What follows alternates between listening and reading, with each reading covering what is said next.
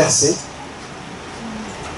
Normalement, je devais prêcher sur tout le livre d'Esther, mais comme le temps est limité, on va commencer par 2 versets. Mais c'est tout le livre que nous allons prêcher. Esther chapitre 9, le verset 20 et 22. Je remercie aussi maman pasteur de nous conduire avec tant de feu et de zèle. Et formidable. Amen. Vous y êtes? Dites amen si vous y êtes. Est-ce que cela ne vous dérange pas qu'on se tienne debout pour lire la parole de Dieu? Esther chapitre 9, le verset 20 et 22.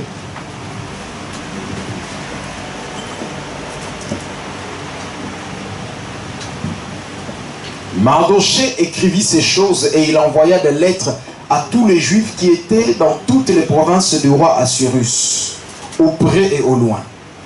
Il leur prescrivait de célébrer chaque année le 14e jour et le 15e jour du mois d'Adar. Le verset 22, comme les jours où ils avaient obtenu du repos en se délivrant de leurs ennemis, de célébrer le mois où leur tristesse avait été changée en joie. Est-ce qu'il y a quelqu'un de triste? Non, est-ce qu'il y a quelqu'un qui traverse des angoisses? Je sais qu'il y a un jour où leur tristesse avait été changée en joie et leur désolation en jour de fête. Et de faire de ces jours des jours de festin et de joie, où l'on s'envoie des portions les uns aux autres et où l'on distribue des dons aux indigents. Amen. Seigneur notre Dieu, merci pour ta parole. Ta parole est la vérité et la vie. Sanctifie-nous par ta vérité. Seigneur, que nous sortions de ce lieu fortifiés par toi. Que les temps de jour soient transformés en temps de joie. Les temps de tristesse soient transformés en temps de joie. Amen. Que les temps d'angoisse soient transformés en temps de repos et d'allégresse. Saint-Esprit de Dieu, toi le meilleur des prédicateurs, le meilleur des enseignants, que tu parles au cœur de chacun. Toi qui connais le besoin de chaque cœur, au-delà des mots, au-delà de tout ce que nous pouvons expliquer, que tu parles au cœur, que tu touches les cœurs, là où mes mots ne peuvent atteindre. Toi, Saint-Esprit, tu n'es pas limité. Parle maintenant à ton peuple, nous avons ainsi prié. Au nom de Jésus. Amen. Amen. Amen. Vous pouvez vous asseoir et quand tu t'assois, dis à ton voisin, quel est ton sort? Demande-lui quel est ton sort. Quel est ton sort? Voyez-vous, dans la vie, il n'y a pas de fatalisme. Il y a des gens qui croient que non, leur sort est déjà écrit dans le marbre. Que eux, ce sont des gens qui ne feront qu'échouer. Que dans leur famille, ils n'iront nulle part. Que tout ce qui les touche, ça ne peut pas réussir. Ce message, il est pour toi. Si tu es dans cette situation-là, tu sais que tout ce que tu fais, ça ne marche pas. Tu as essayé les études. Tu commences ingénieur, ça ne marche pas. Infirmier, ça ne marche pas. Même boulangerie, tu n'arrives pas. Tout tu as essayé, ça ne marche pas. Tu essaies dans la famille l'éducation des enfants, tu as tout essayé. Les enfants, ça n'avance pas. Ils sont toujours en train de tourner en rond. Alors ce message est pour toi. Si dans ta famille, c'est toi seulement qui semble aller le plus loin, tout le monde ne fait qu'échouer. Ce message est pour toi. Comme le maman pasteur disait, si toi tu as des angoisses, des peurs, alors ce message est pour toi. Amen. Parce que ces peurs, ça peut se transformer en adoration. C'est ce que nous allons voir aujourd'hui. Mais pour bien comprendre cette histoire, nous allons parcourir un peu le livre. Parce qu'en le parcourant, nous allons voir que quand tu te confies en Dieu, ton sort est différent. Quand tu te confies en Dieu, ton sort est différent de tout le monde. Ton sort ne dépend plus du gouvernement, ni d'un marabout, ni de je ne sais qui. Même pas de ton ADN. Il y a des choses qu'on dit, oh non, c'est génétique que tu as hérité ça. Mais quand tu te confies en Dieu, même la génétique va obéir à la parole de Dieu. C'est pourquoi il faut se confier en Dieu. C'est ce que nous allons voir. Mais pour bien comprendre ce qui se passe, parce que nous avons atterri au chapitre 9, mais si vous lisez, est-ce qu'il y a des bons lecteurs de la Bible ici? Amen. Des bons lecteurs. Amen. Le livre d'Esther. Vous aimez le livre d'Esther? Amen. Souvent vous avez déjà entendu parler. Le livre d'Esther, c'est un des livres où on ne cite pas le nom de Dieu ouvertement. On ne cite pas le nom de Dieu ouvertement. C'est comme ta vie et ma vie. Il y a des choses qui se passent dans la vie, on croit que ce sont des coïncidences. Oh, telle chose t'arrive, tu reçois une promotion. Tu crois que c'est une coïncidence. La main de Dieu est derrière, sans crier que c'est moi Dieu. Quand ton chef t'appelle, il ne dit pas Dieu m'a envoyé, non.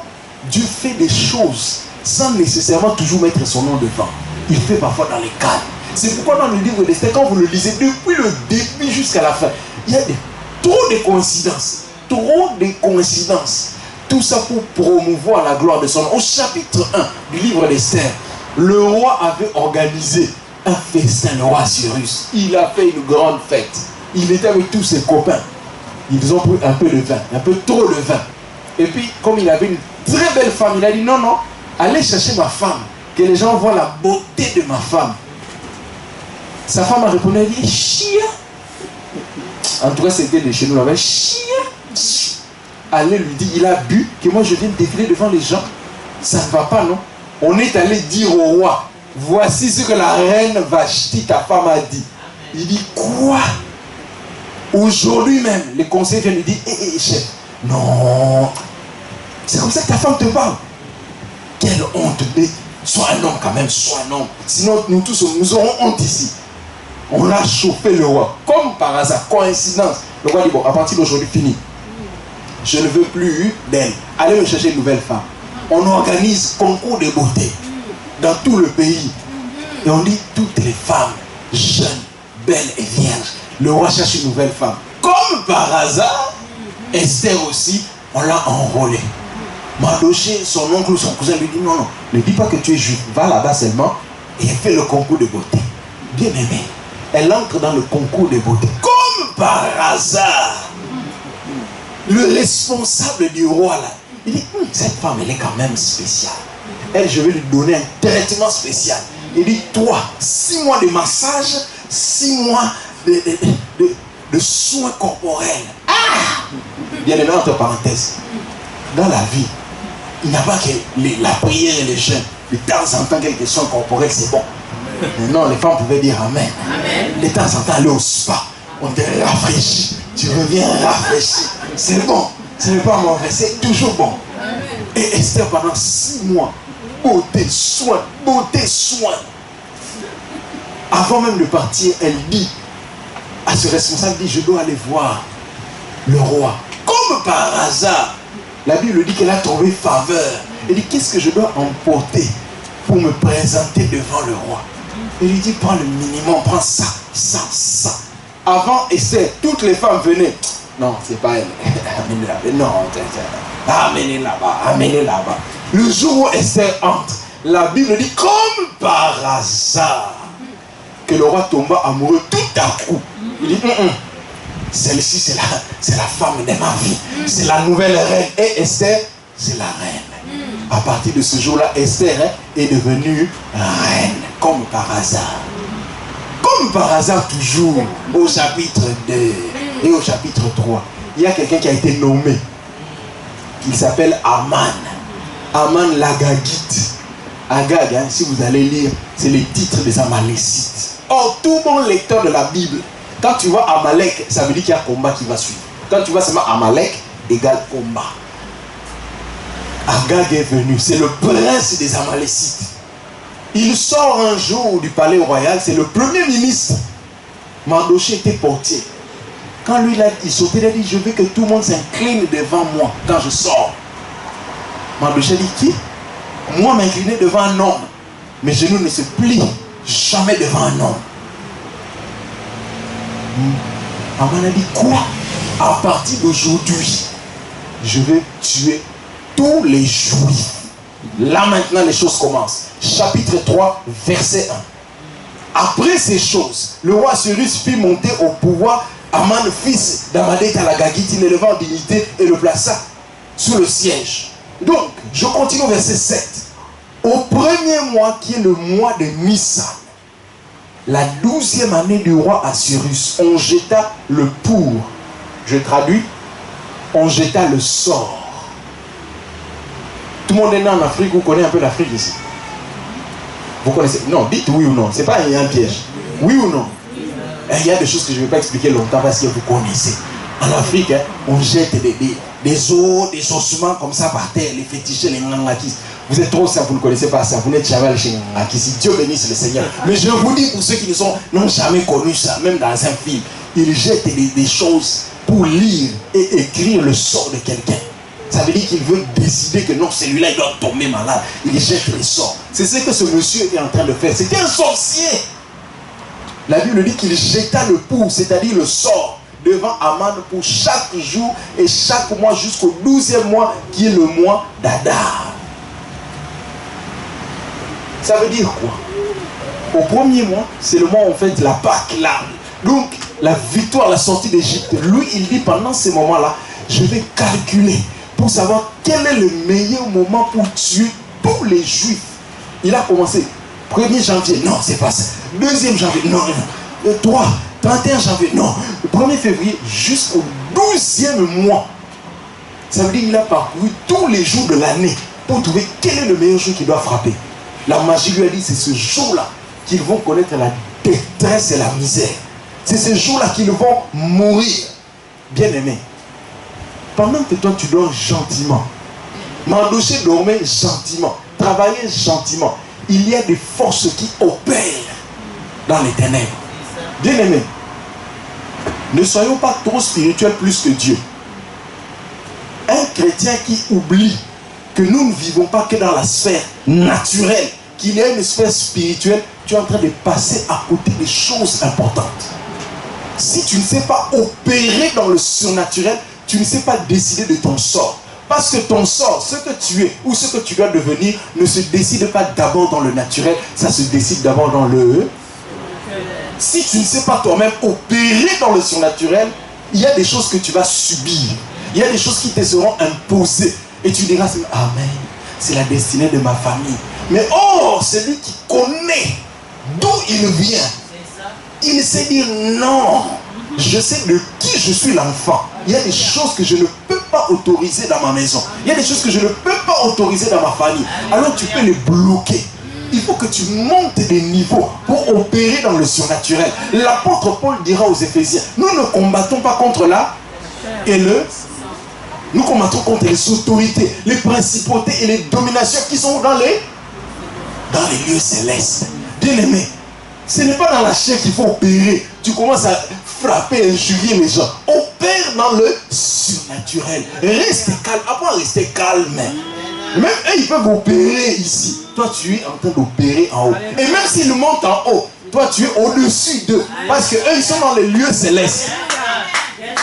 L'épître aux Éphésiens nous dit que les trônes et les dominations sont dans les lieux célestes. Mais au chapitre 1 d'Éphésiens, la Bible dit, nous, le corps du Christ, nous sommes au-dessus des cieux. Au-dessus des cieux ou des lieux célestes. Ça veut dire que le corps du Christ, c'est que nous sommes. Le diable, il est sous nos pieds. Si tu dois lui passer un message, tu écris sur ta chaussure. Tu lui dis, tu dois lire ce qui est écrit parce que tu n'es pas de mon niveau. Amen. Tu es en dessous. Ton sort, tu dois le mettre là où il doit être. Dans le surnaturel.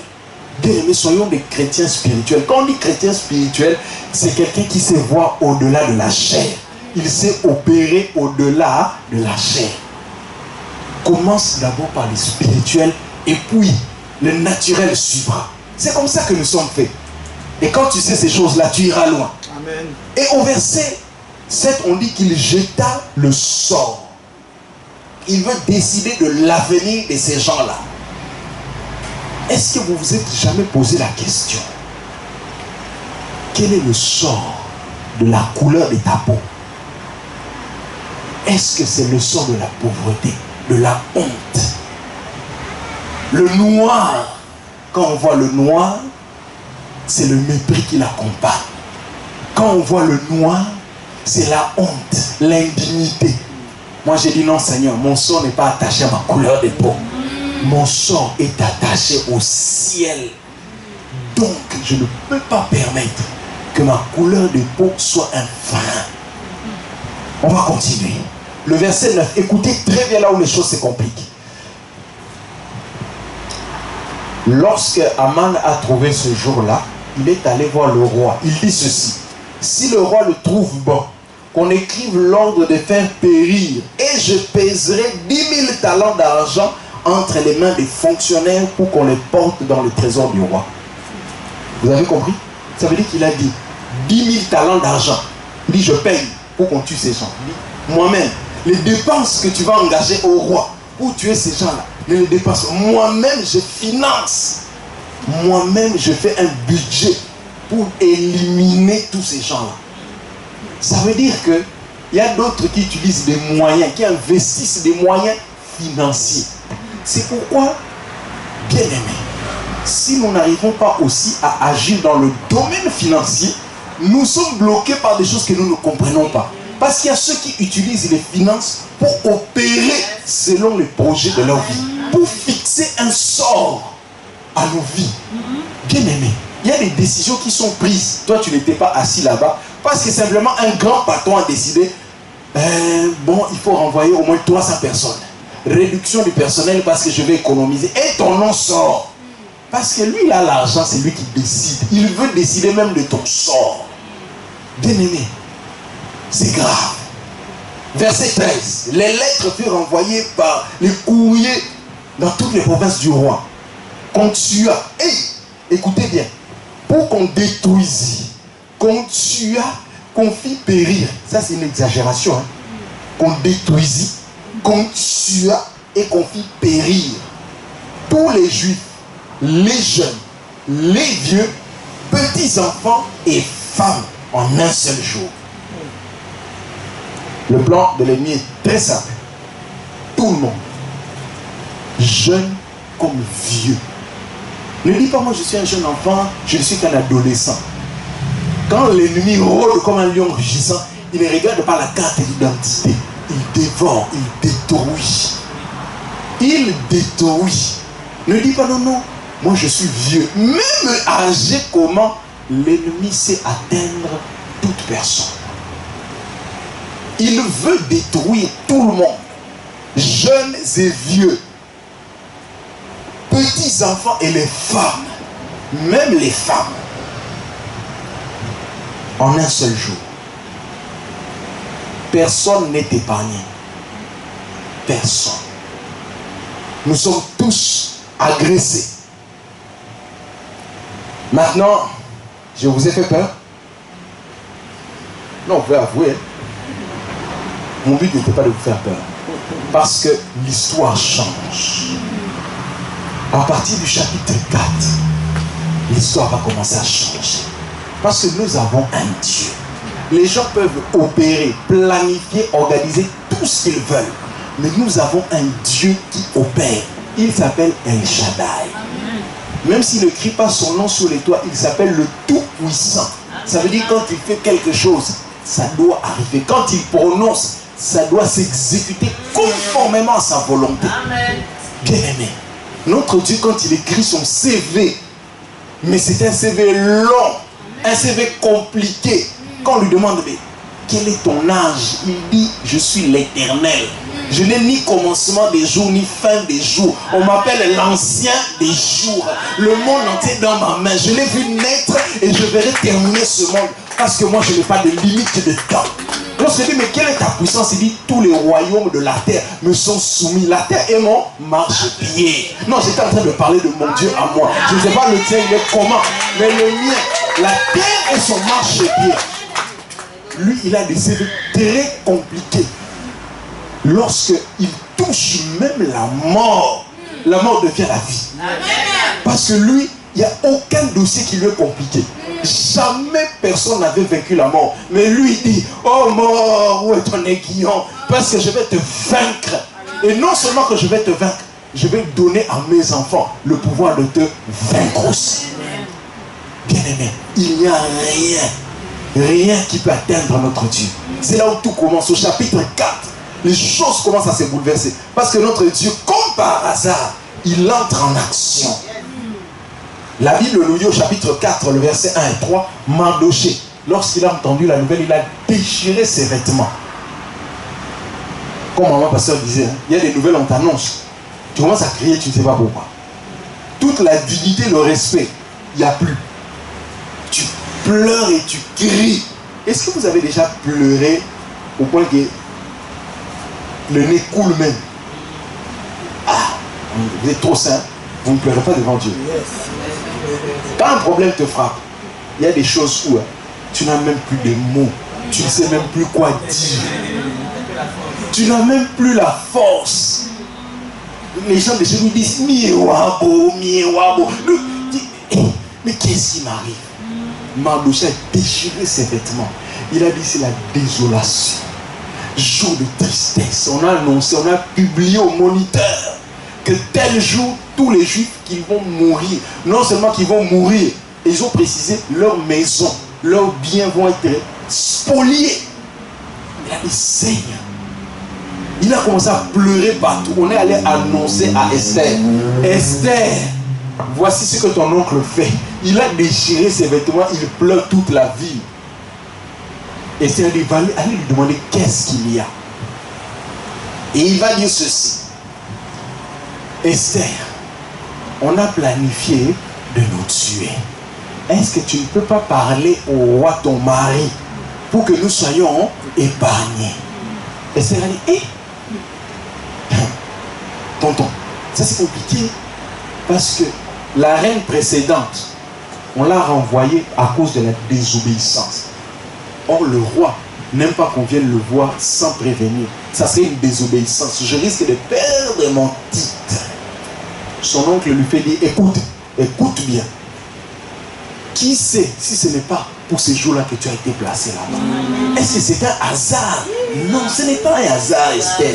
Sache que si tu ne veux pas nous aider, notre secours viendra d'ailleurs. Notre Dieu, il a un projet qu'il a déjà fixé depuis l'éternité. Qu'il veut sauver l'humanité. C'est avec ou sans toi. Dieu va aller et il va libérer. Est-ce que tu veux être partenaire ou pas? C'est ton choix. Esther a dit, à un moment donné, les manicures, pédicures, il faut mettre de côté. On entre dans les spiriticures maintenant. Fini les manicures. Elle dit non. 3 jours. Oh, bien aimé, que le Seigneur aide nos femmes et nos épouses, nos sœurs. À un moment donné, arrête les manicures, les vernis. Elle a dit 3 jours, moi et mes servantes, 3 jours, sans manger ni boire, à sec. Nous allons nous coucher à terre pour toucher le ciel. Toi qui es belle comme ça, oui, mais tes jours vont fondre, je m'en fous. Mais tu vas perdre les volumes, ce n'est pas grave. Parce que moi, je veux parler, crier ma détresse. Bien-aimé, il faut apprendre à bloquer le ciel. C'est là qu'on appelle se confier en Dieu. Quand tu vas te confier en Dieu, tu cries ta détresse. Tu cries ta détresse. Tu oublies tes titres, tu oublies tes positions, tu oublies tes postes sur la terre. Tu commences à crier à Dieu. Bien aimé, il y a crié à Dieu par la peur et crier à Dieu par la foi. Moi, je veux que nous apprenions à crier par la foi. Parce que Dieu m'a appris à crier par la foi. Un jour, j'étais au boulot. C'est l'année passée. J'étais au boulot. C'était vers 15 h, ma femme m'appelle. Je décroche, même pas allô chérie, rien, même pas des chéris, elle a sauté directement. Et je dis, l'enfant est tombé. Je dis, mais oh, si l'enfant tombe, relève-le, non? Où est le problème? Non, l'enfant est tombé à l'école. Si l'enfant tombe à l'école, il n'y a pas de problème. Non, l'enfant est tombé à l'école. Elle a perdu connaissance, ma fille, elle a perdu connaissance. Ah, là je commence à dire, oh, c'est quoi ça? Qu'est-ce qui s'est passé? Elle panique, elle peut... Non, attends, je te rappelle. Elle coupe. Moi, j'essaie de la rappeler. Répondeur, maman, je dis, c'est quoi ça? 2-3 minutes après, elle me rappelle. Oh non, l'enfant est tombé, elle a perdu connaissance. L'ambulance est en train d'arriver. À cette époque-là, elle était enceinte de presque 6-7 mois. Elle dit, je vais à l'école. C'est moi qui avais la voiture, on n'a qu'une seule voiture. Elle a couru de la maison à l'école. Elle a dit, je vais parce que l'ambulance est en train d'arriver. J'ai dit, j'arrive. Je sors du bureau, j'ai dit aux collègues, bon, si je ne reviens pas, comprenez mon émotion. J'entre dans la voiture, je pars. Il commence à pleuvoir, une pluie comme pas possible. J'appuie l'accélérateur. Je travaille à Bruxelles, j'habite à Tirlemont. 200 à l'heure. Pendant que je roulais, j'ai commencé à dire, Seigneur, s'il arrive quelque chose à ma fille, toi et moi, nous allons parler. Nous allons discuter. Parce que ma fille là, je ne peux pas tolérer. Je roulais 200 à l'heure. J'arrive, elle me téléphone en route et dit non, on part maintenant à l'hôpital. Elle n'ouvre pas encore les yeux. Je dis c'est pas grave, allons-y. Allez-y, je vous rejoins. Pendant que je suis en train d'arriver à l'hôpital, j'ai fait tirement Bruxelles en moins de 17 minutes. En tout cas, ces jours-là, si les PV, je les avais ramassés, je les ai eus. J'arrive à... Donc, avant que j'arrive à l'hôpital, elle me dit non, elle ouvre les yeux, mais elle ne sait pas se tenir debout. Je dis, ok, j'arrive directement aux urgences. Je vois ma fille. Le médecin dit non, non. Elle est tombée, comme il y a quelque chose qui a frappé sa tête. Commotion cérébrale possible. Donc, il faut qu'on vérifie s'il n'y a pas d'hémorragie cérébrale. Parce qu'elle risque de ne pas passer la nuit. Moi, mon beau-père arrive. Mais tu ne peux pas pleurer devant mon beau-papa. Je dis, rentre à la maison. Je reste avec ma fille. Je suis resté avec ma fille dans la chambre. Et on a fait les scanners. Pendant la nuit, je suis comme ça. Calme. Alléluia. Dieu commence à me parler. Il me dit, ouvre Matthieu chapitre 10. Je crois que c'est le verset 40 quelque. J'ouvre, je lis. Voici ce qui est écrit. Celui qui aime sa fille ou son fils plus que moi n'est pas digne du royaume. Et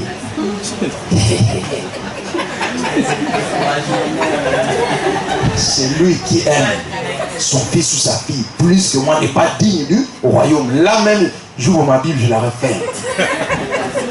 Est-ce qu'on vous a déjà vouqué? Parce qu'on vouqué. Dieu commence à me vouquer. Le Saint-Esprit commence à me vouquer. Donc à me gueuler net. Vous savez ce qu'il commence à me dire? Il me dit, écoute, la fille que tu vois allongée là, je peux la prendre maintenant et tu ne feras rien. Parce que je te l'ai confiée pour la gérer. Tu n'es qu'elle responsable. C'est moi qui suis en charge d'elle. Je peux la prendre quand je veux. Tu n'as aucun pouvoir sur sa vie si ce n'est que moi. Donc quand tu me parles, quand tu m'invoques, invoque-moi sachant à qui tu parles. Je suis resté silencieux. J'ai regardé ma fille. Dieu m'a dit, tu sais, tu ne maîtrises rien. Tu ne maîtrises rien dans ta vie. C'est moi qui gère tout. Donc ne crois pas que tu peux me parler. Maintenant, ce jour-là, j'ai compris lorsque Dieu engueulait Job, qui lui disait, est-ce que tu étais là quand j'ai créé la terre? Tu étais là quand j'ai fait l'hippopotame et les éléphants? Tu étais là avec moi? Donc tu veux me donner les leçons pour dire comment on gère une famille? Depuis ce jour-là, je me suis dit, Seigneur, quand je m'adresserai à toi, ça sera par la foi pour dire, oui Seigneur, elle vivra. Parce que tu es Dieu vivant. Pas que moi je vais t'imposer. Non, non. Parce que je sais que tu es puissant. Je ne te mets pas en doute. Bien-aimé, il faut apprendre à invoquer Dieu, mais pas par la peur. Parce que la peur, tu vas dire des choses. Tu vas dire des choses qui ne sont même pas bibliques. Des choses qui sont charnelles. C'est normal, ça arrive. La chair est faible. À cause de l'émotion. La fille quand même, je te dis, c'est quand même ma fille quoi. Même si je dis ma fille, en réalité on me l'a prêté. C'est l'émotion qui parle. Dieu n'est pas dans ces domaines-là. Il fonctionne par la foi. Ce n'est pas l'émotion. Ma émotion aurait pu rester seulement là en train de pleurer. On va mourir. Non. Jeûne et prière. On va chercher la face de Dieu. La face de Dieu pour avoir la force. Pas pour demander à Dieu de faire ce qu'il doit faire. Il sait lui ce qu'il doit faire. Mais est-ce que toi tu es prêt à faire ce que Dieu te demande de faire? C'est là le jeûne et la prière. La prière, lorsque Jésus parlait dans Matthieu chapitre 6, il dit, va dans ta chambre, calme-toi. Prie, lorsque tu pries, notre Père qui est, que ton nom soit sanctifié, que ton règne vienne et que ta volonté, pas la mienne, ta volonté se fasse. La volonté de Dieu qui est au ciel, qu'elle se fasse sur la terre. Lorsque tu es dans le jeûne et la prière, tu cherches la volonté de Dieu. Tu dis, Seigneur, tu veux que je puisse prospérer à tous égards. Mais comment vais-je y arriver? C'est ça la question qu'ils vont poser à Dieu. Pas commencer à l'embêter. Oh non, Seigneur, je veux seulement cette promotion-là. Qui t'a dit que c'est la promotion qu'il te faut? Peut-être qu'il veut que tu achètes même toute l'entreprise. Toi, tu veux seulement être manager d'une équipe de 5 personnes. Apprends à chercher d'abord la pensée de Dieu, la volonté de Dieu. Quand tu connais la volonté de Dieu, tu sais par où il va passer. Esther s'est relevée après 3 jours. Elle a dit, je sais en qui j'ai cru. Elle a dit, si je mourrais devant le roi. Mais au moins je mourrais en train de faire la volonté de Dieu. Si je dois mourir, Il faut des prières au finish. C'est ça qu'on appelle au finish. Tu dis, Seigneur, tant que je n'ai pas compris ta volonté, je ne te lâche pas. Je ne te lâche pas si je n'ai pas compris ce que tu attends de moi. Je ne te lâche pas si je n'ai pas compris ce que tu attends de moi. C'est ça la prière, bien-aimé. Tu importunes Dieu pas pour lui imposer ta volonté, mais pour qu'il te donne sa volonté, son mandat. Elle a prié 3 jours, c'est qu'elle sort de là. Les choses ont commencé à changer. Au chapitre 6, les choses ont commencé à se bouleverser avant même que le chapitre 6 n'arrive, à le chapitre 5. Esther a dit, je vais aller chez le roi. Si je mourais, que je meure devant le roi. Elle arrive. Le roi a vu de loin. Mais je n'ai pas demandé une autorisation à Esther de venir. Mais pourquoi elle vient? Bon, centre d'accueil. Esther, viens chérie, viens chérie. Elle vient. Ah, roi, ça fait longtemps, hein?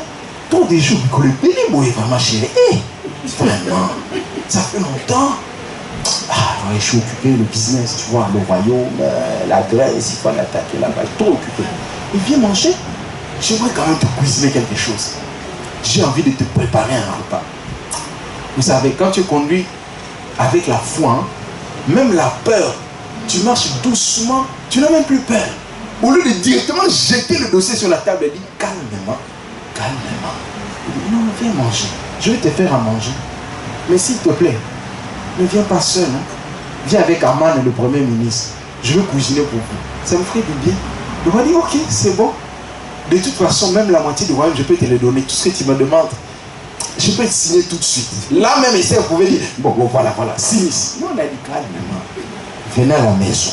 Le lendemain, ils viennent à la maison. Repas, festin. Ils ont mangé.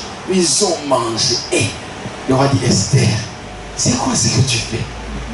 Dis-moi ce que tu veux. Trop des choix comme ça. Qu'est-ce que tu veux? Même la moitié du royaume, il dit, non.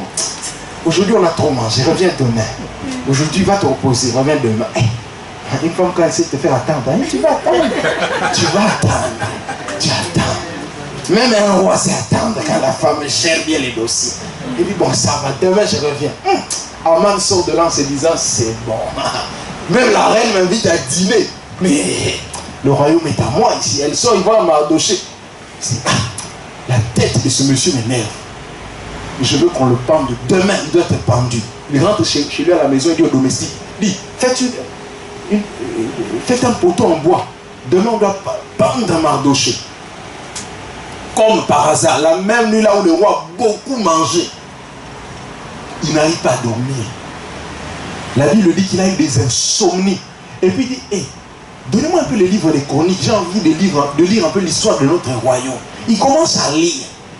Et il voit qu'il y avait un complot qui était contre lui, qu'on avait failli faire un coup d'état pour l'assassiner.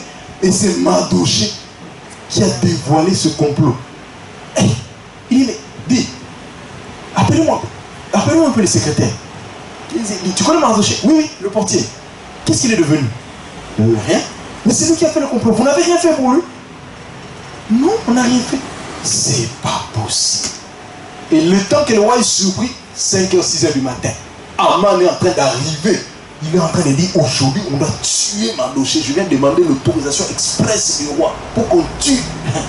Comme par hasard, bien aimé, quand on sort et entre les mains de Dieu, parfois c'est à la seconde que ça se fait. C'est à la seconde que les choses se jouent. Une seconde. Il arrive à la cour. Il entre. Avant même qu'il ne parle, le roi dit, ah bon, Aman, je suis content de te voir. C'est toi que je voulais voir. Ah, c'est bon. Le roi me cherche toujours, c'est une bonne histoire. Il dit, comment le roi peut honorer quelqu'un? Il dit, mais si je veux honorer quelqu'un, mon roi, si j'étais à ta place, moi si j'étais à ta place, premièrement, je vais demander qu'on lui donne les accoutrements que tu as là. La sape que tu as. Qu'il puisse avoir la même sape que toi. Deuxièmement, la carrosse que tu as là, la Bentley là, que tu te réserves à toi-même, qu'il roule dedans. En plus qu'il ait un cortège. Et les gens en train de crier, voici l'homme honoré par le roi. Pas s'il calculait pour lui-même. Le roi dit, tel que tu as dit, va et fais de même au Mardoché. Bien-aimé, ton sort n'est pas entre les mains d'un huissier. Un huissier. Tu as peur d'un huissier. Un huissier, tu as peur. Un huissier. Qu'est-ce qu'un huissier peut te faire? Un huissier, tu tremblais. Le premier ministre, Dieu dit, va, fais de même. Il a eu la honte de sa vie. Bien-aimé, avant que Dieu te donne la solution, il commence d'abord par humilier tes adversaires.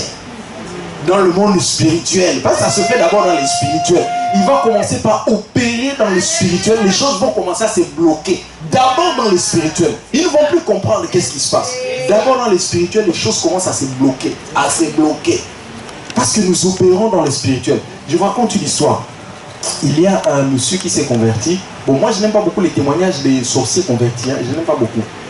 Mais il y en a un, une fois j'ai écouté. Il est en Zambie là. Il donnait son témoignage. Lui, il était devenu chef du secteur du sud de l'Afrique, donc Afrique du Sud, Namibie, Zambie. Donc, il gérait ce côté-là. Ils avaient des opérations, ils avaient envoyé déjà des caporaux, des généraux pour attaquer un pasteur. Jamais ils n'ont réussi à l'avoir. On a dit, mais toi, vas-y, chef de secteur. Il est allé avec ses généraux. Ils arrivent la nuit. Ils veulent entrer dans la maison est en feu. Ils ont dit, on attend un peu, parce qu'il est en train de prier. Il termine de prier, il commence à lire la Bible. Pas moyen d'entrer le feu. Jusqu'à 5 h du matin, il retourne. Le lendemain, il revient. Le pasteur est en train de prier, lire la Bible jusqu'à 5 h du matin. Le feu, pas moyen d'entrer dans la maison. Après 4-5 tentatives, 5 jours, il dit, c'est pas possible. Je vais aller quand même voir dans le naturel. Il est allé dimanche au culte. Il va le voir. Sans dire qui il est. Il vient seulement au culte. Comme les gens viennent ici au culte. Bonjour, bonjour frère. Hein, bonjour. Ah, il salue aussi le pasteur. Bonjour pasteur. Ah, ça va pas? Oui, oui. Tout va bien. Ah, vous n'avez pas l'air fatigué? Non, non, ça va. Je suis reposé. Ces derniers temps, je dors vraiment bien. Déjà à 20 h, je vais dormir jusqu'au matin. Il commence à 20 h. Tu dors à 20 h. Alors, ces esprits commencent à dire, même si son corps dort, son esprit est en réveil. Depuis celui-là, il avait compris que l'esprit d'un enfant de Dieu peut être en réveil. Toi, tu dors, ton corps dort, mais l'esprit est en train d'opérer. Il est en train d'opérer. Quand tu es dans l'intimité avec Dieu, ton esprit ne dort pas. Vous savez pourquoi? Parce que celui qui veille sur Israël ne dort ni ne. Or, il est en toi. La Bible dit dans Ephésiens chapitre 3, versets 14, 15 et 16. La plénitude de Dieu est en moi, est en toi. Ça veut dire l'esprit du Dieu vivant est en toi. Même si ton corps dort un peu de fatigue et de sommeil, ton esprit est en éveil. Est en éveil. Mardochée ne sait pas, mais son esprit est en train d'agir. L'esprit de Dieu est en train d'agir. La honte comme ça, il rentre à la maison. La femme de Haman lui dit, hé, la honte que tu as eue aujourd'hui, ça annonce que tu vas commencer à descendre jusqu'à perdre. L'état qui commence à pleurer, oui, le roi t'attend, vous devez aller dîner chez Esther. Ils vont dîner chez Esther. Maman, ils vont dîner chez Esther. Au chapitre 7, vous pouvez lire ça. Ils arrivent. Ce jour-là, Esther sert le repas. Le roi dit, cette fois-ci, tu dois parler quand même. Ah, tu me fais trop attendre comme ça. Qu'est-ce que tu veux? Il dit, mon roi, moi, c'est ton premier ministre qui me pose problème. Il veut me tuer, il veut nous tuer tous les juifs. Quoi? Le premier ministre veut te tuer? Ça veut dire quoi? Le roi est énervé. Il faisait chaud ce jour-là comme ici. Il va dehors parce qu'il a dit non, il fait trop chaud, c'est pas possible. Haman touche le roi. Il touche la reine. Il dit, mais toi aussi, pourquoi tu me crées des problèmes? Le temps que le roi arrive, il voit que tu... Et Haman, tu touches ma femme. Non seulement que tu as voulu tuer ma femme, maintenant tu veux la violer dans ma maison. Avant même qu'il termine la phrase, il y a toujours des... Vous savez, quand le ciel est avec toi, tu commences à avoir même des témoins non oculaires. Des gens surgissent. Roi, j'ai une idée. Chez lui à la maison, il a mis un bois pour pendre Mardochée. Qu'on le pende. Là même qu'on le pende. Quelqu'un sort seulement comme ça avec une idée. Ok, emmenez-le, pendez-le. Bien aimé. Le bois qui devait être ta honte a été transformé en joie. Bien-aimé, lorsque Jésus est allé à la croix, le diable disait, oh mort, nous avons vaincu. Il ne savait pas que par la croix, il a livré publiquement en spectacle les autorités, les dominations. Il a triomphé d'elles. La malédiction qui était la malédiction est devenue bénédiction. Le bois qui était la condamnation est devenu la bénédiction.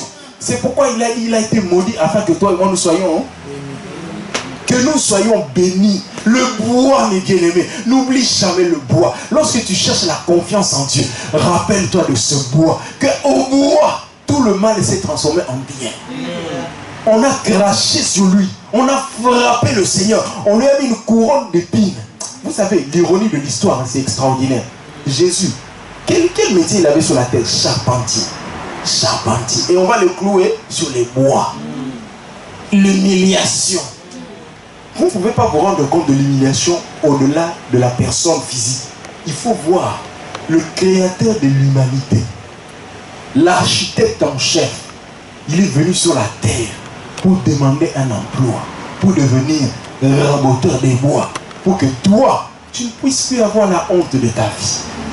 Il s'est humilié, se rendant obéissant jusqu'à la mort de la croix, pour que toi et moi nous soyons des vainqueurs. Pour que notre sort soit transformé. Au chapitre 7, verset 10, Aman est pendu au bois. Il est pendu au bois. Voici ce que j'aime beaucoup. La colère du roi s'est apaisée. Mais il y a un chapitre 8. Je vais aller vite. En ce jour, verset 8, chapitre 8, verset 1 et 2. En ces mêmes jours, le roi Assuérus donna à la reine Esther, écoutez bien, à la reine Esther, la maison d'Aman, l'ennemi des Juifs. Et Mardochée parut devant le roi car Esther avait fait connaître la parenté qui l'unissait à elle. Le roi ôta son anneau qu'il avait repris à Aman et le donna à Mardochée. Esther de son côté établit Mardochée sur la maison d'Aman. Vous savez, vous voyez, vous comprenez ce qui se passe? C'est ce qu'on appelle un transfert d'autorité. Quand tu opères dans le spirituel, tu récupères l'autorité de l'ennemi et tu reçois la bague, l'autorité de Aman. Le roi dit, ôtez cet anneau, donnez ça à qui? À Mardochée. Maintenant, Mardochée devient le responsable en chef. Tous les dossiers qu'Aman gérait, c'est Mardochée qui commence à les gérer. Bien aimé, tout commence par les transferts. Quand tu as mis ta foi en Dieu, tu t'es confié en lui, tu as cherché la croix, tu commences à avoir des transferts d'autorité. Transfert, pas d'argent, pas encore d'argent. L'autorité. Tu commences à recevoir le pouvoir. Le pouvoir. C'est pourquoi dans Luc 10, 18, Jésus dira, moi, je vous ai donné le pouvoir de marcher sur les serpents et sur les scorpions et sur... les lecteurs de la Bible est sur une puissance de l'ennemi. Non, une partie de la puissance de l'ennemi. Quelle puissance de l'ennemi? Non, toute puissance de l'ennemi. Bien-aimé, c'est quand tu es connecté dans le spirituel, quand tu passes du temps dans la présence de Dieu, tu commences à avoir des transferts d'autorité. Un chrétien doit avoir de l'autorité. Il faut grandir. Quand tu es un enfant de Dieu, tu commences à grandir. Il y a des choses où tu n'as pas besoin de téléphoner au monde entier. Oh, je suis agressé. Je suis sous l'oppression de l'ennemi. Mais calme-toi. Cherche. Connecte-toi au ciel. Quelle est la volonté de Dieu? Dès que tu reçois ça, mais tu as le mandat. Tu as l'anneau royal pour décider. Tu dis, j'ordonne. Vous savez, dans la prière, je fais une petite parenthèse. Ce n'était pas le but de parler de la prière. Mais dans la prière, il y a différents types de prières. Il y a des prières d'adoration, des prières de louange, d'action, de grâce, des pétitions, des confessions. Mais il y a des prières d'autorité. Les prières d'autorité, il y a certains même qui disent que ce n'est même pas des prières. Parce que tu ne t'adresses plus à Dieu. Tu t'adresses au monde. Tu t'adresses au monde. Il y a un chant qu'on a chanté tantôt. Pasola Nicolo, Mabele et Tatola. Ça veut dire quoi? Quand le ciel s'ouvre, Mabele, ça veut dire tout ce qui est de la terre, tout ce qui est terrestre, même les hommes sont de la terre. Ils vont confesser quoi? C'est que toi tu auras décidé. Quand le ciel s'ouvre, tu reçois la volonté de Dieu. Tu décides. Tu dis, je proclame, j'ordonne qu'il en soit ainsi. Même pas, oh Seigneur, fais s'il te plaît. Non, non. Seigneur, tu m'as déjà dit ce que je dois faire. Je n'ai qu'à proclamer. Tu commences à proclamer. Il y a une puissance dans la parole. Au travail, bien aimé, les choses que nous disons ici à l'église, parfois nous ne comprenons pas. Nous croyons que c'est de la magie ou de la blague. Les gens du monde ont compris ça depuis bien longtemps. Au travail où je suis, on a fait une expérience en groupe. On a pris 2 bocaux de riz. Hein. Vous voyez les bocaux, on met d'abord les confitures, la materne. On a vidé ça, on a mis du riz. On a fait cuire du riz, on a mis dans 2 bocaux. Dans un bocal, on a écrit amour, joie. Dans l'autre, on a mis haine, mort. On a écrit, on a mis ça. Ça veut dire que quand quelqu'un vient fâché ou qu'il y a quelque chose qui l'embête, il prend le bocal où c'est écrit haine et mort. Tu proclames. Tu proclames. Ce sont des païens. Des païens qui ne connaissent pas Dieu. Ils proclament. Meurs. Que tu sois détruit, sois anéanti. Quand tu es dans la joie, tu prends l'autre bocal où c'est écrit amour et joie. Tu dis, vis longtemps, prospère. Après 1 mois, le bocal où on a maudit, tout a pourri. Tout le riz a pourri. Et l'autre n'a pas pourri. Vous pouvez même aller sur internet, taper expérience du riz, parole, expérience du riz avec la parole. Vous allez voir que la parole que tu déclares a de l'autorité. Les gens sont en train de jouer avec pour déclarer sur du riz dans un bocal. Mais toi, tu peux déclarer pour le sort de ta vie et de ta famille. Tu peux te lever et tu dis, ma famille ne finira pas comme ça. J'ordonne que tous ceux qui sont sous le joug de la malédiction soient libérés. Maintenant, tu ordonnes. C'est toi qui ordonnes. C'est toi. C'est toi. Ne commence pas à dire, Saint-Esprit, viens nous libérer. Non, non, non, non, non. C'est pas mon job. Toi, proclame. Tu as la bouche. Tu as reçu l'autorité. Proclame. Et il a proclamé. Il a reçu l'autorité. Nous de même, nous devons faire comme ça. Bien aimé. Et enfin, au chapitre 8, toujours verset 3.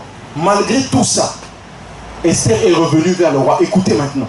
Puis Esther parla de nouveau en présence du roi. Elle se jeta à ses pieds, comme les femmes savent bien le faire. Hein? Elle pleura. Elle le supplia d'empêcher les effets de la méchanceté d'Aman l'Agagite. Parce que, entre parenthèses, Aman est mort. Mais le décret qu'il avait signé est toujours d'application. Il est toujours en cours d'exécution. C'est pourquoi Esther a pleuré. Elle a dit, merci chérie, de donner à mon oncle l'anneau au royal, le pouvoir, non plutôt le pouvoir d'Aman. Mais même la maison qu'il a, l'argent que tu lui as donné, le pouvoir, là, dans quelques mois, il va mourir. Parce que le décret que Aman a écrit est toujours d'application. Vous savez ce que le roi lui a répondu?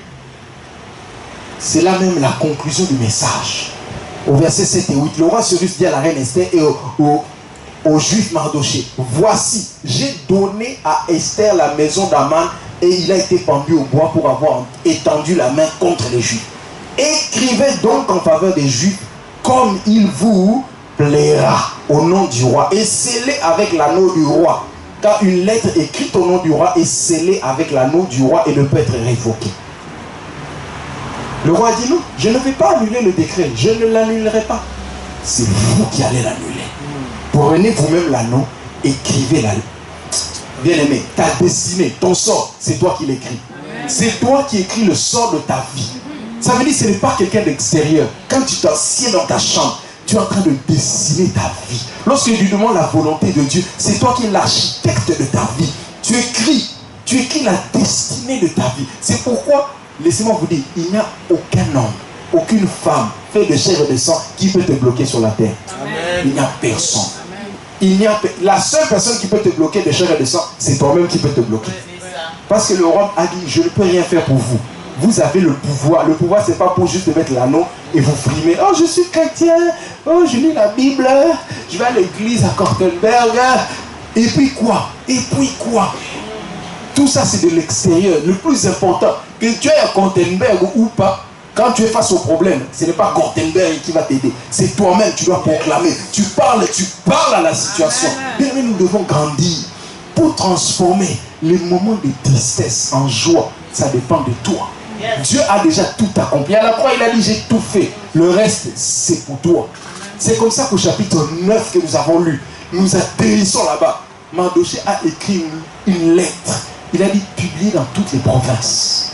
Que le jour où ils avaient décidé de nous tuer, ça sera le jour de notre prospérité.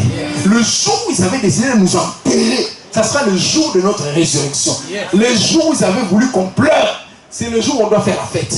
Parce que ce jour-là, quiconque se lèvera contre nous, nous allons prendre son héritage. Parce que c'est ça notre héritage. Nous pouvons condamner toute langue qui s'élève contre nous. Il dit, vous avez le pouvoir, juif où que tu sois. Si quelqu'un se lève, il veut lever sa main sur toi, tu prends sa maison et tous ses biens. Voilà.